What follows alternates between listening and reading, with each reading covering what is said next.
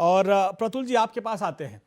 आपने जेपीएससी पर भी सवाल उठाए और खासकर चेयरमैन पर भी सवाल उठाए, और कांग्रेस में जो दो गुट बटा नजर आया उस पर भी आपने सवाल उठाए हैं। क्या आपको लगता है कि जेपीएससी अपनी साख नहीं बचा पा रही है?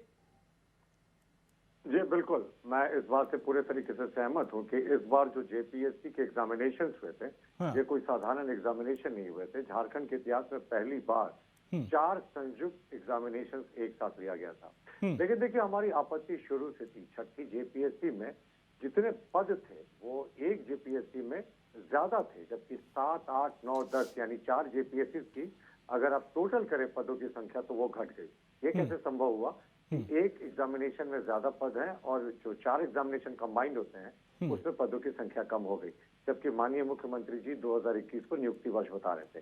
भाजपा ने पहली आपत्ति वहीं दर्ज कराई थी। दूसरा, इन्होंने जो सेंटरों का चयन किया, वो मैट्रिक का भी सेंटर वैसे जगह पर चयन नहीं होता है।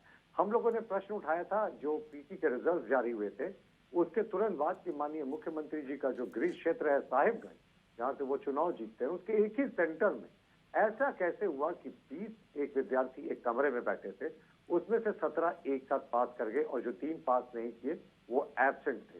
ऐसा ही कुछ वाकया माननीय जो वित्त मंत्री जी हैं उनके लोहरदगा के क्षेत्र में हुआ था। लातेहार में भी ऐसे सेंटरों में घटनाएं हुई थी जब 100%, 90%, 95% तक विद्यार्थी एक ही कमरे से पास कर गए थे। इसको लेकर हम लोगों ने पहली आपत्ति दर्ज की थी।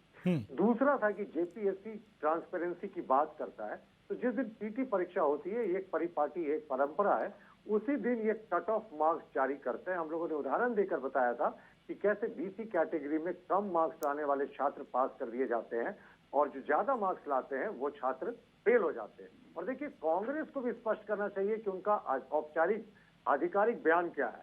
कांग्रेस के कुछ नेता प्रेस कॉन्फ्रेंस करके ऐसा लगता है अमिताभ चौधरी जो जेपीएससी के चेयरमैन, उनके लिए कोई एडवर्टीजमेंट कैंपेन चला रहे हैं।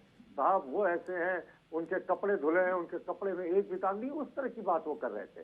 जबकि जो आदरणीय राजेश ठाकुर जी हैं कांग्रेस के अध्यक्ष, उन्होंने कहा कि ये इन नेताओं का व्यक्तिगत बयान है और उन्होंने मुख्यमंत्री का ध्यान आकृष्ट किया इस वक्त। बस मैं इंपॉर्टेंट लास्ट पॉइंट आपको बता दूं, जेपीएससी ने जो जवाब दिया छात्रों का, वो मैं सिर्फ 2 पॉइंट आपको बताना चाहूंगा। जब जेपीएससी वो छात्रों ने आपत्ति प्रकट की थी तो इन्होंने कहा, जब उन्होंने कहा कि एक ही सेंटर से कैसे 100% छात्र पास हो जाते हैं, तो इसका जेपीएससी ने कहा कि परीक्षा की वृहद प्रकृति के परिप्रेक्ष्य में जो परीक्षा केंद्र के संबंध में शिकायत हुई, वहां अपरिहार्य परिस्थिति उत्पन्न हुई जिसके लिए अभ्यर्थियों को दोषी नहीं माना जा सकता।